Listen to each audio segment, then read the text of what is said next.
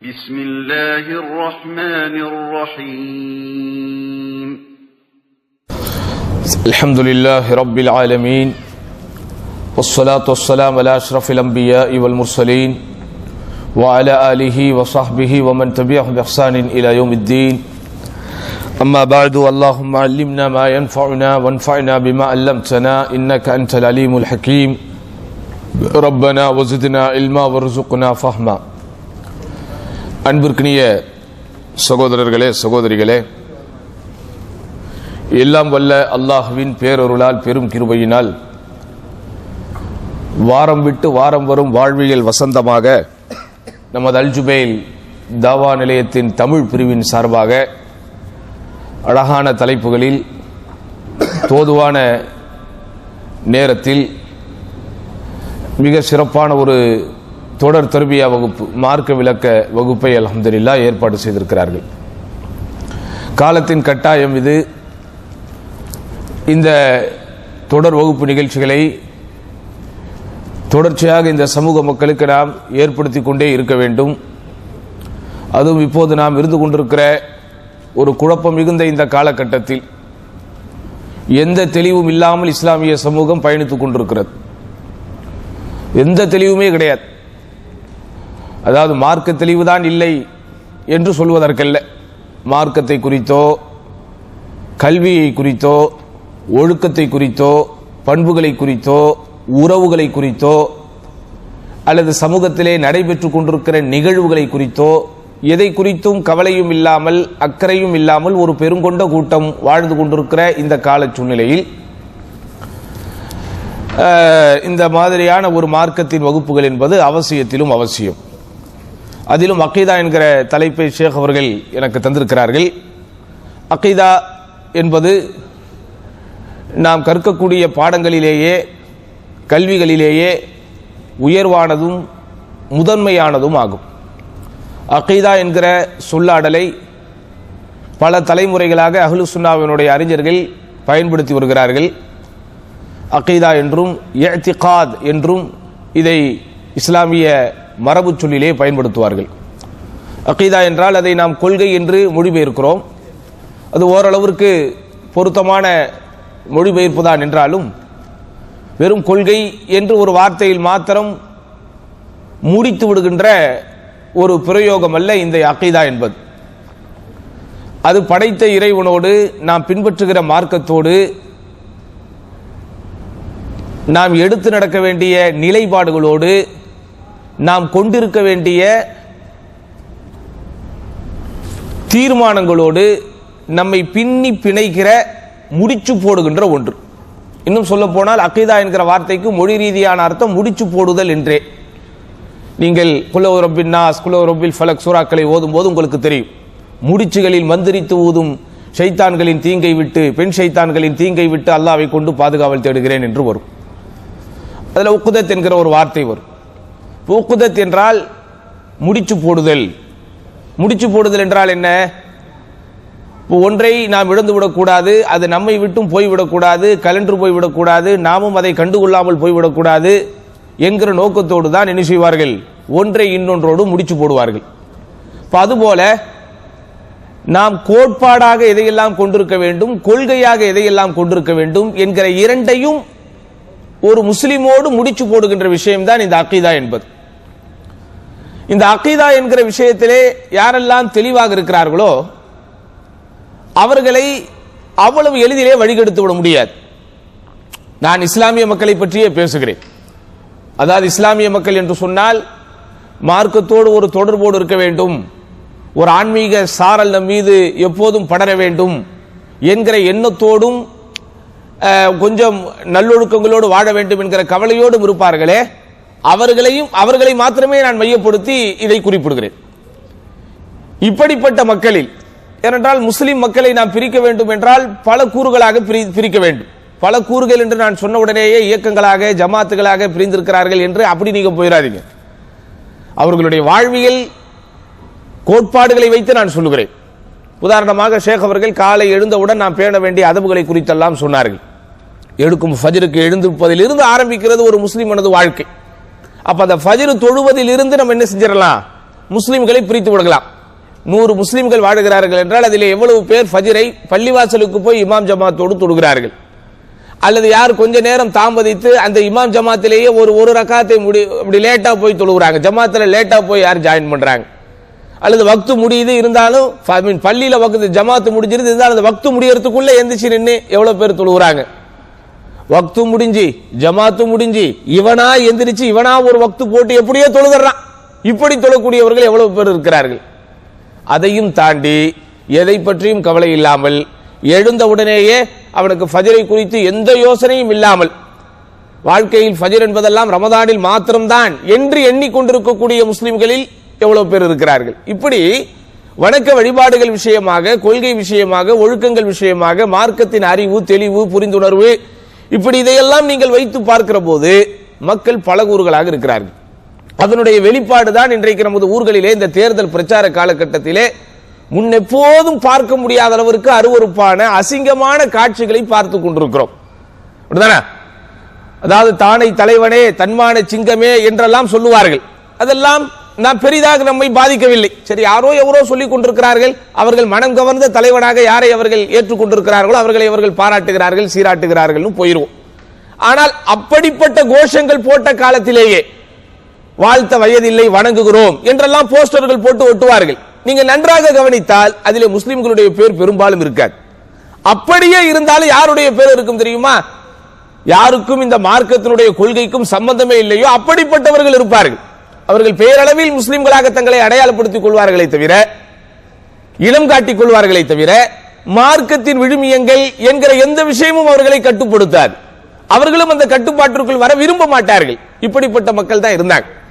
ஆனா இன்றைக்கு நம்ம வாழ்ந்து கொண்டிருக்கக்கூடிய காலகட்டத்தில் குறிப்பாக ஒரு சினிமா நடிகர் கட்சி ஆரம்பித்து விட்டார், அவருக்கு பின்னால் நாங்கள் போகிறோம், அவரை ஆதரிக்கிறோம் என்கிற போர்வையிலே புர்கா போட்டுக் கொண்டிருக்கக்கூடிய பெண்கள், என் கணவரை விட இவர்தான் எனக்கு பிடிக்கும், வெட்கமே இல்லாமல் லஜ்ஜையே இல்லாமல் பேசுகிற காட்சிகள் இன்றைக்கு சமூக ஊடகங்களை ஆக்கிரமித்திருக்கக்கூடிய ஒரு காலகட்டத்தில் இருக்கும். ஒரு தகவலை படித்த போது உண்மையிலேயே நெஞ்சே வெடித்ததை போன்று நான் உணர்ந்தேன். அது உண்மையாக இருக்கக்கூடாது என்றே நான் ஆதரவு வைக்கிறேன். ஒரு மதரசாவில் படித்த ஆலிமாக்கள் ஒரு 4-5 பேர் அல்லது ஒரு 10 பேர் கூடிக்கொண்டு அந்த சினிமா நடிகனுக்கு ஆதரவாக கோஷம் எழுப்பிக் கொண்டிருக்கிறார்கள் அப்படின்னு போட்டாங்க. மதரசாவில் படிக்கிற ஆலிமாக்கள் அப்படின்னு போட்டிருக்கிறாங்க. இது உண்மையா இருக்கக்கூடாது. அல்லாஹ்வுடைய இல்லத்தில் வைத்து நான் சொல்லுகிறேன், இது உண்மையாக இருக்கக்கூடாது. ஆனாலும் இன்றைக்கு சமூக வலைத்தளங்கள் இப்படிப்பட்ட காட்சிகளை நம் எல்லோருக்கும் அனுப்பி கொண்டிருக்கிறார்கள். அந்த சினிமா நடிகன் ஏறி அப்படி இறங்குறாரு, அவருடைய பிரச்சார வாகனத்தில் கேரவன்ல இருந்து இறங்குறாரு. உடனே அந்த சீட்ல போய் ஒரு அம்மா போய் உட்காருது. ஐயோ, எனக்கு எப்படி இருக்கு ஃபீலிங், இப்படி இருக்கு ஃபீலிங், தளபதி உட்கார்ந்த இடத்துல நான் உட்கார்ந்துட்டேன் என்று புர்கா போட்டுக் கொண்டு ஒரு பெண். எங்கே போய் கொண்டிருக்கிறது இந்த சமூகம்? நீங்கள் நெஞ்சிலே கை வைத்து சொல்லுங்கள். இதை இந்த வகுப்பிலே அமர்ந்து கொண்டிருக்கிற நீங்களாகட்டும் அல்லது இன்ஷா அல்லாஹ் காணொலி வழியாக காணக்கூடிய யாராக இருக்கட்டும், இது போன்ற சேட்டைகளில், இது போன்ற விஷமத்தனமான செயல்பாடுகளில் ஈடுபடுகின்ற ஒரு அஹ்லு சுன்னாவினரை நீங்கள் பார்க்க முடியாது. அஹ்லு சுன்னா என்கிற வார்த்தையை நான் பயன்படுத்துகிறேன். அஹ்லு சுன்னா ஊர்ல போட்டிருக்கிறார்களே போர்டிலே, இது அஹ்லே சுன்னத்து, அதை நான் சொல்லவில்லை. உண்மையாலுமே அகீதாவில் தெளிவுள்ளவர்களாக, மார்க்க கல்வியில் ஆர்வம் உள்ளவர்களாக, சஹாபாக்களின் வழியில் நின்று இந்த மார்க்கம் என்கிற சித்தாந்தத்தை புரிந்து கொள்ள வேண்டும் என்கிற தெளிவு உள்ளவர்களாக, நபி தோழர்கள், தாபிஈன்கள், தபஉ தாபிஈன் என்கிற பாரம்பரிய வழியில் தான் மார்க்கத்தை புரிந்து கொள்ள வேண்டும் என்கிற அந்த புரிந்துணர்வு உள்ளவர்களாக, இது போன்ற இஸ்லாமிய நிலையங்களோடு தொடர்பு உள்ளவர்களாக, இஸ்லாமிய அழைப்பு பணியில் தங்களுடைய பங்களிப்பை தரக்கூடியவர்களாக இருக்கக்கூடியவர்களில் யாரையாவது நீங்கள் அங்கே பார்த்து விட முடியுமா? அதற்காகத்தான் சொல்கிறோம், இந்த சமுதாயத்திலே அக்கீதா போதிக்கப்பட வேண்டும், அக்கீதா போதிக்கப்பட வேண்டும் என்று. ஏன் அவர்களுக்கு திரையுலகத்தை பற்றி தெரியாதா? அவர்களுக்கு இந்த நடிகன் மீது கவர்ச்சிகள் வரக்கூடாதா? இந்த நடிகன் எவ்வளவு தூரம் வளர்ந்திருக்கிறான், இவனுக்கு எவ்வளவு தூரம் ஊடக வெளிச்சம் இருக்கிறது, அதெல்லாம் அவர்களுக்கு தெரியாதா? அப்ப அகீதா என்கிற ஒன்றிலே ஒருவன் தெளிவாகிவிட்டால் சகோதரர்களே, அவன் அனைத்து விஷயங்களிலும் தெளிவாகி விடுவான். அதற்காக அவனுக்கிடத்திலே பாவமே வராது, அவன் தவறுக்கு அப்பாற்பட்டவன், அவன் மனிதரில் புனிதன், அப்படிலாம் கிடையாது.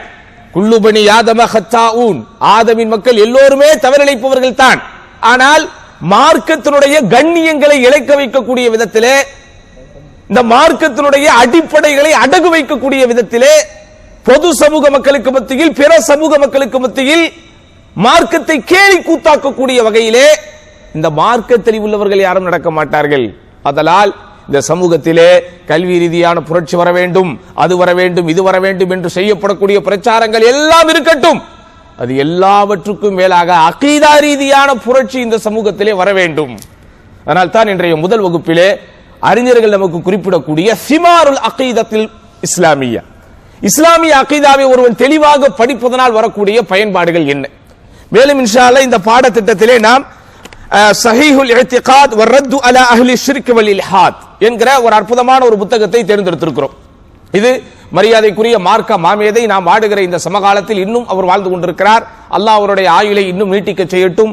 அவர் மூலம் பல்வேறு விதமான பயன்கள் பல்கி பரவட்டும். அப்படிப்பட்ட மார்க்க மேதையான ஷேக் சாலிஹ் அல் ஃபௌசான் ஹஃபிதஹுல்லாஹ் அவர்கள் எழுதியிருக்கக்கூடிய நூலைத்தான் தேர்ந்தெடுத்திருக்கிறோம். அல் இர்ஷாத் இலா ஸஹீஹில் இஅ்திகாத் வ ரத்து அலா அஹ்லி ஷிர்க் வல் இல்ஹாத். இது தலைப்பு கொஞ்சம் பெருசா இருந்தாலும் ரொம்ப ஒரு அர்த்த புஷ்டியுடன் கூடிய ஒரு புத்தகம். அதாவது தெளிவான அகீதாவினுடைய வழிகாட்டுதல், மேலும் இணை வைப்பு மற்றும் நாத்திகம் போன்ற சிந்தனைகளுக்கு எதிரான மறுப்புகள் அப்படிங்கிற ஒரு தலைப்புல ஷேக் அவர்கள் எழுதியிருக்கக்கூடிய ஒரு ஆய்வு கட்டுரை என்று சொல்வதை விட பல நாட்களாக அல்லது பல ஆண்டுகளாக ஷேக் அவர்கள் இந்த அதாவது வலைக்காட்சி என்று சொல்வது எவ்வளவு சரியான வார்த்தை என்று தெரியவில்லை, ரேடியோவிலே அவர்கள் கொடுத்துக் கொண்டிருக்கக்கூடிய மார்க்க வகுப்புகளை எல்லாம் அவருடைய மாணவர்கள் ஒன்று திரட்டி ஒரு தொகுப்பாக வைத்திருக்கிறார்கள். இந்த நூலிலே அல் இர்ஷாது ஸஹீஹ், அல் இர்ஷாத் இலா ஸஹீஹில் இஅ்திகாத் வ ரத்து அலா அஹ்லி ஷிர்க் வல் இல்ஹாத். உங்களுக்கு நம்ம இன்ஷா அல்லாஹ் அத குரூப்ல ஷேக் அவர்கள் போடுவார்கள். ஆமா சொல்றேன். அப்ப ஷேக் சாலிஹ் அல் ஃபௌசான் அவர்கள் 1935ஆம் ஆண்டு பிறந்தவர். எந்த வருஷத்துல பிறந்தாங்க? 1935ஆம் ஆண்டு பிறந்தவர்.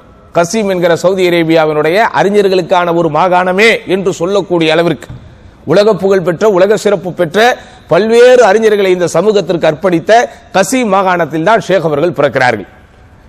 1935 அப்படின்னா அப்ப ஷேக் அவர்களுக்கு என்ன வயசு? சற்றேறக்குறைய 91 வயது. 90 வயதை மாஷா அல்லாஹ் ஷேக் அவர்கள் தாண்டி விட்டார்கள். அல்லாஹ் அவருக்கு அல்லாஹ் நீண்ட ஆயுளை தரட்டும். ஆனா உங்களுக்கு ஒரு விஷயத்தை சொன்னா நீங்கள் ஆச்சரியப்படுவீர்கள், ஷேக் அவர்களுக்கு நேரடியாக வாரிசுகள் இல்லை. ஆனா கல்வி ரீதியான லட்சக்கணக்கான ஆயிரக்கணக்கான வாரிசுகளை அவர் உருவாக்கி விட்டிருக்கிறார் இந்த உலகத்திற்கு. அவருக்கு பயாலஜிக்கலாக தான் என்ன இல்லை, வாரிசு இல்லையே தவிர, ஆனால் அவருடைய கல்வி பணியை உலகெங்கும் கொண்டு போய் சேர்ப்பதற்கு லட்சக்கணக்கான கோடிக்கணக்கான வாரிசுகளை அவர் அல்ஹம்துலில்லாஹ் விட்டிருக்கிறார். அவருக்காக பிரார்த்தனை செய்யாத ஒரு தூய்மையான அகீதாவை படித்த ஒரு தாலிபுல் இல்ம், ஒரு மார்க்கம் தேடுகிற மாணவன் இருக்க முடியாது என்கிற அளவிற்கு உலகம் முழுவதும் ஷேக் அவர்களுக்காக பிரார்த்திக்கக்கூடிய அளவிற்கு இன்றைக்கும் ஷேக் அவர்கள் தன்னிகரற்ற ஒரு சேவையை செய்து கொண்டிருக்கிறார். இந்த தள்ளாடு வயதில் கூட நம்முடைய சவுதி அரேபியாவினுடைய தலைமை முஃப்தியாக அவர் பணிபுரிந்து கொண்டிருக்கிறார். நிறைய ஆக்கங்கள், நிறைய நூட்கள், நிறைய விரிவுரைகள், நிறைய காணொலி வகுப்புகள், பல்கலைக்கழக மாணவர்களுக்கு வழிகாட்டுதல்கள் என்று ஏராளமான மார்க்க விஷயங்களை ஒரு பணிகளாக, ஒரு பொறுப்புகளாக ஷேக் அவர்கள் செய்து கொண்டிருக்கிறார்கள். மேலும் இந்த நூலை பொறுத்தவரைக்கும் இது ஒரு ஆய்வு நூல் போல இருந்தாலும் அடிப்படைகளை தாங்கி நிற்கக்கூடிய பல்வேறு விதமான கருத்துக்களை உள்ளடக்கி இருக்கக்கூடிய ஒரு நூல். உதாரணமாக இந்த நூல் உசூலுல் அகீதா என்று சொல்லப்படக்கூடிய அகீதாவினுடைய அடிப்படைகளை பற்றி பேசுகிறது. அகீதாவின் அடிப்படைகள் என்று சொன்னாலே அர்கானுல் ஈமானி சித்தா, ஈமானுடைய அந்த 6 தூண்கள் என்று நாம் சொல்லுகிறேன். அல்லாஹ்வை நம்புதல், மலக்குகளை நம்புதல், வானவர்களை நம்புதல், வேதங்களை நம்புதல், மறுமையை நம்புதல், விதியை நம்புதல் என்கிற இந்த 6 அடிப்படைகளை பற்றி நாம் அறிய வேண்டிய விஷயங்களை எல்லாம் உள்ளடக்கக்கூடிய ஒரு விளக்கங்களை இந்த நூல் கொண்டிருக்கிறது. அதே போன்று பாரம்பரியமாக தொன்று தொட்டு அகீதாவின் பாடம் என்றாலே கட்டாயம் அறிந்தே ஆக வேண்டிய தௌஹீத் என்பதனுடைய விளக்கம், அதனுடைய வகைகள், அதோடு தொடர்புடைய ஏனைய விளக்கங்கள் எல்லாம் இந்த நூலிலே இன்ஷா அல்லாஹ் இருக்கிறது. அதே போன்று நவாக்கிதுல் ஈமான், ஈமானை முறியடிக்கக்கூடியவைகள், இந்த ஈமானை முறியடிக்கக்கூடியவைகள், ஈமானை முறிப்பவைகள், இவைகளெல்லாம் இந்த சமூகத்திற்கு சொல்லப்படாத காரணத்தினால்தான் இந்த உலகத்தினுடைய சின்ன சின்ன லாபங்களுக்காக ரொம்ப சர்வ சாதாரணமாக இன்றைக்கு மார்க்கத்தை இழக்கக்கூடிய ஒரு காட்சிகளை பார்த்து கொண்டிருக்கிறோம். ஒரு காலம் இருந்தது, அரசியல் போன்ற விஷயங்களில் எல்லாம் முன்னோர்கள் ஈடுபட்டார்கள். அவர்கள் ஒரு மார்க்க பிரச்சாரத்தினுடைய ஒரு அடையாளமாக இல்லாவிட்டாலும் ரொம்ப எல்லாம் இறங்கி என்ன செய்ய மாட்டாங்க, அவங்க மார்க்கத்தினுடைய அடிப்படைகளை எல்லாம் விட்டு கொடுக்க மாட்டாங்க. இன்றைக்கு அப்படி இல்லை. இன்றைக்கு உண்மையிலேயே ரொம்ப கவலையாக இருக்கிறது சகோதரர்களே. அதாவது என்ன சொல்றது, அதாவது வேற்றுமையில் ஒற்றுமை அப்படிங்கறதா இந்தியாவினுடைய அடிப்படையே. இந்தியாவினுடைய அடிப்படையே என்ன, அதான் மதச்சார்பற்ற நாடு என்பதற்கு அர்த்தமே என்னன்னு சொன்னா, யாருடைய மதத்திலும் யாரும் குறுக்கிடக்கூடாது, அரசாங்கம் எந்த மதத்தையும் சார்ந்திருக்க கூடாது, தனிப்பட்ட முறையில் யார் அவர்கள் எந்த மார்க்கத்தை பின்பற்றுகிறார்களோ அதை அவர்கள் பின்பற்றிக் கொள்ள வேண்டும். ஆனா அரசியல் என்று வரும்போதோ சில பொது விஷயங்கள் என்று வரும்போதோ இந்த அடிப்படைகளை எல்லாம் தெரியாத காரணத்தினால்தான் ரொம்ப சர்வசாதாரணமாக இணை வைப்பு காரியங்களை எல்லாம் அங்கீகரிக்கக்கூடிய ஒரு காலகட்டத்தில் வாழ்ந்து கொண்டிருக்கிறோம். அதனால் இது சமூகத்திற்கு கொண்டு போய் சேர்க்கப்பட வேண்டும். குறிப்பாக நம் வீட்டு வாரிசுகளுக்கு இது கொண்டு போய் சேர்க்கப்பட வேண்டும். இது போன்ற விஷயங்கள் எல்லாம் சகோதரர்களே சொல்லித் தருவதற்கு எதிர்காலத்தில் ஆட்கள் இல்லாமல் போகுமோ என்கிற அளவிற்கு ஒரு கவலை தோய்ந்த ஒரு காலகட்டத்தில் இருக்கிறோம். இன்றைக்கு மாஷா அல்லாஹ் கல்வி ரீதியான ஒரு புரட்சி வருகிறது. எல்லோரும் படிக்கிறோம். வீட்டிலே படிக்காத யாராவது இருக்கிறார்களா? எந்த இஸ்லாமிய குடும்பத்திலாவது ரொம்ப ரொம்ப ரேரா ஏதாவது 1-2 கேஸ் இருக்கும். ஆனா எல்லாரும் பெரும்பாலும் படிக்கிறார்கள். ஆனால் என்ன படிக்கிறார்கள்? எதை படிக்கிறார்கள்? உலகத்தினுடைய கல்வி என்று சொல்லப்படக்கூடிய அகாடமிக் எஜுகேஷன் தேவைதான், மாற்று கருத்து கிடையாது. ஆனால் அந்த அகாடமிக் எஜுகேஷன் மாத்திரமே போதுமாக்கி கொண்டால் போதுமா? அதில் இருக்கக்கூடிய சிலபஸை மாத்திரமே படித்தால் போதுமா? எந்த பருவத்தில் பசுமர தாணியில் பதிய வேண்டிய ஒரு அடிப்படையில் அவனுக்கு மார்க்கத்தினுடைய அடிப்படைகள் போய் சேர வேண்டுமோ அவைகளெல்லாம் இன்றைக்கு எந்த கவலையும் இல்லாமல் எல்லோரும் அதை நோக்கி ஓடிக்கொண்டே இருக்கக்கூடிய காரணத்தினால எதிர்காலத்தில் மார்க்கத்தை பேசுவதற்கு ஆட்கள் இருப்பார்களா என்று ஒரு சந்தேகமான ஒரு காலகட்டத்திலே இருக்கும். அதனால் இது போன்ற மார்க்க வகுப்புகள் நம்மால் நேசிக்கப்பட வேண்டும். இந்த மார்க்கத்தின் வகுப்புகள் நம்மால் வாசிக்கப்பட வேண்டும். உள்ளத்தில் இருந்து உற்சாகமாக அது சுவாசிக்கப்பட வேண்டும். இந்த அடுத்த தலைமுறைக்கு போய் சேர வேண்டும். மார்க்கத்தை இப்ப 4 ஆசிரியர்கள் உங்களுக்காக இங்கே தேர்ந்தெடுக்கப்பட்டிருக்கிறார்கள். அவர்கள் உங்களுக்கு மார்க்கத்தினுடைய விளக்கை தருவார்கள். அவர்களுடைய கடமை அது. உங்களுடைய கடமை என்ன? ஒவ்வொரு ஆளும் ஒரு 4 பேர் இங்க கொண்டு வாங்க. அதுதான் உங்களுடைய கடமை. இது கடமைக்காக செய்வதல்ல, இது கடமையாகவே செய்வது சகோதரர்களே. கடமைக்காக செய்வதற்கும் கடமையாகவே செய்வதற்கும் இடையில் இமாலய வித்தியாசம் இருக்கிறது. அதனால் இங்கு கல்வி தேடும் மாணவர்களாக இங்கே வருகை தந்திருக்கிற நீங்கள் உங்கள் ஒவ்வொருவருடைய சார்பாகவும் ஒரு 4 பேர் 5 பேரை இங்கே கொண்டு வாருங்கள். ஒரு தலைமுறையில் ஒருத்தர் தெரிந்துட்டார்னா அவர் மூலம் அந்த குடும்பமே தெரிந்துவிடும். உண்மையில் அதுதானே. என் கணவரை விட எனக்கு இவரைத்தான் பிடிக்கும் என்று பொது சமூகம் பார்க்கிற ஒரு சபையில் லஜ்ஜையே இல்லாமல் வெட்கமே இல்லாமல் ஒரு பெண் பேட்டி கொடுக்கிறாள் என்றால் அந்த குடும்பத்தினுடைய தலைவன் யார்?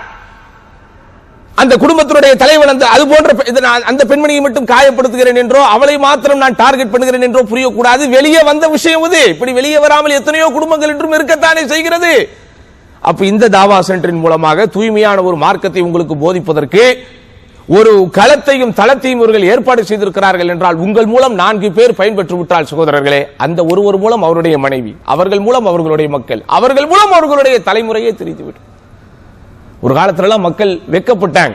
இது சினிமா நடிகர்களுடைய பெயரை போட்டுக்கொண்டு தங்களை அடையாளப்படுத்துவதை எல்லாம் இஸ்லாமிய சமூகம் தான் ஏற்காது. வெளிப்படையாக உலகத்தில் எந்த மதமாவது சொல்லி இருக்கிறதா சினிமா ஹராம் என்று?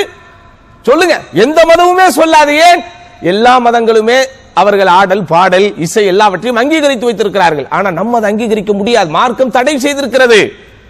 மார்க்கம் இதை தடை செய்திருப்பதனால் துணிந்து இசை ஹராம், சினிமா ஹராம், அதற்கு பின்னால் போகக்கூடாது என்று சொல்லக்கூடிய ஒரு பாரம்பரியமான ஒரு முஸ்லிம் சமூகம் தன்னுடைய எல்லா அடையாளங்களையும் இன்றைக்கு இழந்து, அதாவது இவ்வளவு பேர் இந்த சமூகத்திலே தற்குறிகளாக இருக்கிறார்களா என்று சிந்திக்கக்கூடிய அளவிற்கு அன்றாடம் நம்மை பதபதைக்க வைக்கக்கூடிய ஒரு மோசமான ஒரு சூழலில் இருந்து கொண்டிருக்கிறோம். ஏற்கனவே நம்ம எல்லாம் இங்க பதபதப்பல தான் இருக்கிறோம். இதுதானே இந்த 2 வாரம் பார்த்தா கொஞ்சம் ரிலாக்ஸா இருக்கிறோம். நேத்து கூட சொல்லணும்னே சொல்றேன். இது திடீர்னு டபால் ஒரு சத்தம் வந்துச்சு. பக்கத்தில் இருக்க ஒரு ஆள் வந்துட்டு கயாமா அப்படின்னாரு. நான் சொன்னேன் யமாமா அப்படின்னு. இல்லையா சொல்றேன்? இல்ல யமாமாக்காரங்க ரோடு போட்டுக்கிட்டு இருக்கிறாங்க, அதனால வரக்கூடிய ஒரு சத்தம். இப்படி திரும்புற பக்கம் எல்லாம் நமக்கு அச்சத்தையும் கலக்கத்தையும் பயத்தையும் பதட்டத்தையும் ஏற்படுத்தக்கூடிய ஒரு காலகட்டத்தில் வாழ்ந்து கொண்டிருக்கிறோம். கியாமத் நாள் மிக சமீபத்திலே வந்து கொண்டிருக்கிறது. கியாமத் நாளின் பிரதான முக்கியமான அடையாளங்களாக அந்த பெரிய 10 அடையாளங்கள் என்பதை தாண்டி என்னவெல்லாம் அல்லாஹ்வின் தூதர் ஸல்லல்லாஹு அலைஹி வஸல்லம் அவர்கள் சொன்னார்களோ, காலங்கள் சுருங்கும் என்பதில் ஆரம்பித்து எத்தனையோ விஷயங்கள் நிகழ்ந்து கொண்டிருக்கிறது, நடந்து கொண்டிருக்கிறது. அதனால் நம்முடைய உம்மத்தை, நம்முடைய வாரிசுகளை நம்ம ஒரு மிகச் சரியான கொள்கையின் அடிப்படையிலே வார்த்தெடுத்து வளர்த்தெடுக்க வேண்டிய ஒரு காலகட்டத்திலே இருக்கிறோம். இந்த அகீதா என்பதை மாத்திரம் நாம் அதிலே ஒரு தெளிவு நமக்கு வந்து விட்டார். ஏன்? அகீதா என்பது முழுக்க முழுக்க அல்லாஹ்வை பற்றியும் மறைவான நம்பிக்கைகளை பற்றியுமே அது பேசுவதனால் சகோதரர்களே, அது உள்ளத்தில் ஒரு ஆழமான ஈமானிய உறுதியை ஏற்படுத்தி விடுகிறது. ஈமான் என்றாலே, நம்பிக்கை என்றாலே என்னது? அல்லாஹ் எதையெல்லாம் நம்ப சொல்லுகிறானோ அவைகளை நம்புவது தானே. அப்ப யார் ஒருவருக்கு அகீதா மிக தெளிவாக ஆகிவிடுகிறதோ அவருடைய வணக்கம் முதலில் தூய்மையாகிறது. ஒருவருக்கு அகீதா தெளிவாக இல்லாமல் இருக்கிறது என்றால் அவருடைய வணக்கம் தூய்மையாகுமா? அவருடைய வணக்கம் கலப்படம் இல்லாமல் ஆகுமா? அப்போ இஹ்லாசு நிய்யா என்று சொல்லுகிற இஹ்லாஸ் என்பதை மொழிபெயர்க்கும் போது எல்லோரும் அதாவது உள தூய்மை என்கிறார்கள். அது ஓரளவிற்கு தான் பொருத்தமான அர்த்தமே தவிர இஹ்லாஸ் என்பதற்கு மிகச்சரியான அர்த்தம் என்பது கலப்படம் இல்லா தன்மை என்ற அர்த்தம். அதுல என்ன இருக்கக்கூடாது? ஒரு கலப்படமே இருக்கக்கூடாது. அப்போ கலப்படம் இல்லாமல் உங்களுடைய நியத்தை, உங்களுடைய கொள்கையை, உங்களுடைய நம்பிக்கையை ஆக்கக்கூடியது இந்த அகீதா. அதே போன்ற சகோதரர்களே, யார் ஒருவர் அகீதாவில் தெளிவாக இருக்கிறாரோ அவர் முழுக்க முழுக்க அல்லாஹ்வை பற்றியும் மலக்குகளை பற்றியும் நபிமார்களை பற்றியும் வேதங்களை பற்றியும் மறுமையை பற்றியும் நன்மை தீமை என்கிற விதிகளை குறித்த அந்த சிந்தனையே அவருடைய உள்ளத்தில் ஓடிக்கொண்டிருக்கும் போது அவர் வணக்க வழிபாட்டை விடமாட்டார், நன்மையான காரியங்களில் ஈடுபடுவதை அவர் விடமாட்டார். எந்தெந்த விஷயங்களில் எல்லாம் நற்கூலிகள் கிடைக்கும் என்று மார்க்கம் சொல்லி இருக்கிறதோ அவைகளை எல்லாம் அவர் என்ன செய்ய மாட்டார், விடமாட்டார். அவர் நன்மைகளில் என்ன செய்வார், போட்டி போட்டு இறங்குவார். அதே போன்று யார் ஒருவர் அகீதாவிலே தெளிவாகி விடுகிறாரோ, அகீதா என்கிற அந்த கொள்கை சார்ந்த விஷயத்தில் அவருடைய ஆர்வம் அதிகரிக்கிறதோ அவர் பாவங்களை வெறுக்க ஆரம்பித்து விடுவார். பாவங்களை என்ன செஞ்சிருவார், அவர் வெறுக்க ஆரம்பித்து விடுவார். பாவங்களை ஒருவர் வெறுக்க ஆரம்பிக்கும் போதுதான் அவருக்கு நன்மைகளில் ஈடுபடக்கூடிய அந்த ஆர்வங்கள் அதிகரிக்கும். அதே போன்ற சகோதரர்களே, அகீதா என்பது முழுக்க முழுக்க லா இலாஹ இல்லல்லாஹ், வணக்கத்திற்குரியவன் அல்லாஹ் மட்டும்தான், வணக்கத்திற்கு தகுதி வாய்ந்தவன் அல்லாஹ் மட்டும்தான் என்கிற அந்த கலிமத்து தௌஹீதை சார்ந்தே அதனுடைய பெரும்பகுதியின் பயணங்கள் போய் கொண்டிருப்பதனால் அல்லாஹ்வின் தூதர் ஸல்லல்லாஹு அலைஹி வஸல்லம் அவர்கள் வாக்களித்தபடி யார் ஒருவர் லா இலாஹ இல்லல்லாஹ்வை உளமாற சொல்லுகிறாரோ அவர் சொர்க்கம் புகுவார், அவருக்கு நரகம் ஹராமாக்கப்படும் என்பன போன்ற விஷயங்கள் அவருக்கு சாத்தியப்பட்டு விடுகிறது, சுவனம் அவருக்கு சாத்தியப்பட்டு விடுகிறது. அதே போன்ற சகோதரர்களே, அல்லாஹ் சுப்ஹானஹு வ தஆலா மிக தெளிவாக சொல்கிறான், வலவ் அன்ன அஹ்லல் குரா ஆமனு வத்தகூ லஃபதஹ்னா அலைஹிம் பரக்காத்தின் மினஸ் ஸமாஇ வல் அர்த். யார் அல்லாஹ்வை அதாவது ஈமான் கொள்ள வேண்டிய முறைப்படி சரியான முறையிலே கலப்படம் இல்லாமல் ஈமான் கொண்டு, அதாவது இணை வைப்பில்லாமல் ஈமான் கொண்டு அல்லாஹ்வை அஞ்சக்கூடியவர்களாக இருக்கிறார்களோ அவர்களுக்கு வானங்களில் இருந்தும் பூமியில் இருந்தும் நான் பரக்கத்துகள் என்கிற அருள் வளங்களை அள்ளி அள்ளி கொடுப்பேன், திறந்து திறந்து கொடுப்பேன். அப்போ ஒருவர் அகீதாவிலே தெளிவாகி அது காட்டுகிற ஈமானிய பாதையை பயணமாக்கி ஒருவர் சொல்லுகிறார் என்றால் அதன் மூலம் அவருக்கு உலகத்தினுடைய அருட்கொடைகள் கிடைக்கிறது. வறுமையின் வெற்றிகள் என்பதை தாண்டி உலகத்தினுடைய அருட்கொடைகள் கிடைக்கிறது. அதனால் தான் நீங்கள் பார்க்கலாம் சகோதரர்களே, யாரெல்லாம் இந்த கொள்கை தெளிவு கொண்டவர்களாக, மார்க்க புரிதல் கொண்டவர்களாக, சரியான கொள்கையில் பயணிக்கிறார்களோ அவர்கள் எந்த சூழலில் இருந்தாலும் அவர்களுடைய வாழ்க்கை சிறப்பானதாக இருக்கும். உதாரணமாக, யாரெல்லாம் இந்த உலகத்தில் சமூக குற்றங்களிலே ஈடுபடுகிறார்கள், யாரெல்லாம் இந்த உலகத்திலே மோசமான காரியங்களிலே ஈடுபடுகிறார்கள் என்றால் இவர்கள் தான் அப்படி நீங்க குறிப்பிட்டு சொல்லிட முடியாது. உதாரணமாக, பெருங்கொண்ட செல்வம் அவனிடத்தில் இருப்பதனால் அவன் என்ன செய்யறான், ஊதாரித்தனமான மோசமான காரியங்களில் ஈடுபடுகிறான் அப்படின்னு நம்ம சொல்றதுனால பணக்காரர்கள் எல்லாரும் அப்படிதான் சொல்லிட முடியுமா? காசு பணமே இல்லாத காரணத்தினால இவன் பிக் பாக்கெட் அடிக்க ஆரம்பிக்கிறான், சின்ன சின்ன திருட்டு வேலைகள் செஞ்சு கடைசியில் ஒரு பெரிய தாதாவாயிட்டான், பெரிய ரவுடி ஆயிட்டான் அப்படின்னு சொல்றதுனால ஏழைகள் எல்லாத்தையும் நீங்க அதுல சேர்த்த முடியுமா? பெற்றோர்கள் யாரும் இல்ல, அவனை வளர்க்கறதுக்கு யாரும் இல்ல, அவனுக்கு ஒழுக்கத்தை சொல்லிக் கொடுக்க யாரும் இல்ல, அதனால அவன் சமூக குற்றவாளி ஆயிட்டான் அப்படின்னு நம்ம சொல்றதுனால அனாதைகள் எல்லாரும் அப்படி, ஆதரவற்றவர்கள் எல்லாரும் அப்படிதான் இருப்பாங்கன்னு சொல்ல முடியுமா? சொல்லுங்க, அப்படி சொல்ல முடியுமா? நிச்சயமா சொல்ல முடியாது. அப்படிதானே? அவன உலகத்தில் சமூக குற்றங்களில் ஈடுபடுபவர்கள் யாரை பார்த்தாலும் ஒண்ணு அவங்க எப்படி இருப்பாங்க, ஆதரவற்றவர்களா இருப்பாங்க, ஏழைகளா இருப்பாங்க, செல்வந்தர்களா இருப்பாங்க, அல்லது படிக்காததுனாலதான் அவன் இந்த மாதிரியான காரியங்கள் ஈடுபட்டுக்கிட்டு இருக்கிறான் அப்படின்னு சொல்றாங்கன்னு வைங்க. அது ஓரளவுக்கு உண்மையாகவே கூட இருந்தாலும் படிக்காத எல்லாரும் அப்படிதான் சொல்லிட முடியுமா? சொல்லிட முடியுமா? நிச்சயமா சொல்லும். அல்லது நிறைய படிச்சிருக்கிறான் ஒருத்தன், நிறைய படிச்சு மெத்த படித்து நிறைய பட்டங்கள் பெற்று ரொம்ப நூதனமான முறையில சமூக குற்றங்களில் ஈடுபடுகிறான், உடனே படிச்சவன் பூரா இப்படிதான் அப்படின்னு சொல்லிட முடியுமா? சொல்ல முடியுமா? நிச்சயமா சொல்ல முடியாது. அப்ப நீங்க எங்க பார்த்தாலும் சமூக குற்றங்கள் அல்லது பாவமான காரியங்கள், பெரும்பாவங்களில் ஈடுபடக்கூடியவர்கள் இந்த உலகத்தில் வாழ்கிற எல்லா வர்க்கத்திலும் இருப்பார்கள். யார் அதுல கரெக்டா இருப்பான்? ஒருத்தன் கொள்கையில் தெளிவாக, அகீதா தெளிவாக இருந்தால் அவன் செல்வந்தவனாக இருந்தாலும் நல்லவனாக இருப்பான், ஏழையாக இருந்தாலும் நல்லவனாக இருப்பான், படிக்காதவனாக இருந்தாலும் நல்லவனாக இருப்பான், படித்தவனாக இருந்தாலும் நல்லவனாக இருப்பான். பெற்றோர்களே இல்லாமல் ஆதரவற்றவர்களாக அல்லது அனாதைகளாக அவன் வளரக்கூடியவனாக இருந்தால் எப்படி இருப்பான்? நல்லவனா இருப்பான். ஆக சகோதரர்களே, அகீதா என்பது உள்ளத்திற்குள் இணைந்து விட்டால், இந்த மார்க்கத்தின் மீது நமக்கு இருக்க வேண்டிய நம்பிக்கை அந்த உறுதியாகிவிட்டால், நாம் சமூகத்தின் எந்த நிலையில் இருந்தாலும் அந்த நிலையில் இருந்தவாறே நம்மை நல்லவர்களாக மாற்றுகிற சக்தி எதுக்கு தான் இருக்குது? இந்த அகீதா என்கிற தூய்மையான கொள்கைக்கு தான் இருக்கு. அதனாலதான் அறிஞர்கள் எல்லோரும் இதை முதன்மைப்படுத்துகிறார்கள்.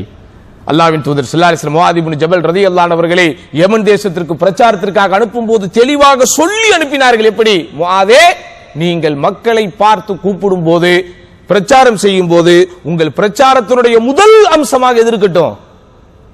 லா இலாஹ இல்லல்லாஹ், அல்லாஹ்வை மாத்திரம்தான் வணங்க வேண்டும் என்கிற அந்த தூய்மையான தௌஹீதை முதன்மைப்படுத்துங்கள். ஃபஇன் அதாஊலக், அவர்கள் இதற்கு உனக்கு கட்டுப்பட்டு விட்டால் அதற்கடுத்து சொல்லுங்கள் அவர்கள் மீது ஐங்கால தொழுகை கடமை இருக்கிறது என்று, நோன்பவர்கள் மீது கடமை இருக்கிறது என்று, ஜக்காத் என்கிற அந்த தர்மம், அந்த கட்டாய தர்மம் அவர்கள் மீது கடமையாக இருக்கிறது என்று. அதனாலே நண்பிற்கினியவர்களே, இந்த உம்மத்தை நாம் வென்றெடுக்க வேண்டும் என்றால் இதிலே வென்றெடுத்து விட்டால் போதும், மீதி எல்லாம் அது சரியாக்கிவிடும். எல்லாரும் சொல்றாங்களா இல்லையா?